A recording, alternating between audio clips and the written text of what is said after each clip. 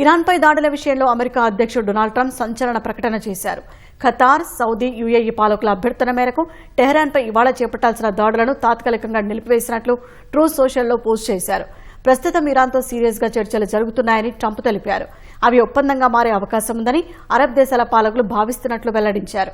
ఇరాన్తో శాంతి ఒప్పందం అమెరికాతో పాటు పశ్చిమాసియా దేశాలకు కూడా ఆమోదయోగ్యంగా ఉంటుందని ట్రంప్ ఆశాభావం వ్యక్తం చేశారు.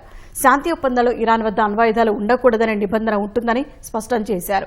మిత్రదేశాల నేతలపై ఉన్న గౌరవంతోనే ఇరాన్పై దాడులను వాయిదా వేసినట్లు అగ్ర రాజ్యాధినేత వెల్లడించారు.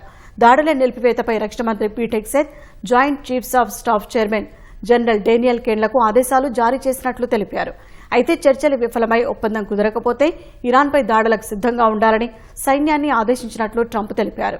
ఇరాన్పై సైనిక చర్య విషయంలో జాతీయ భద్రతా బృందం అధ్యక్షుడితో సమావేశం కావాల్సి ఉందని ఇద్దరు అధికారులు తెలిపారు. ఈ క్రమంలోనే సౌదీ, ఖతార్, యుఏఈ పాలకులు ట్రంప్తో ఫోన్లో మాట్లాడినట్లు సమాచారం.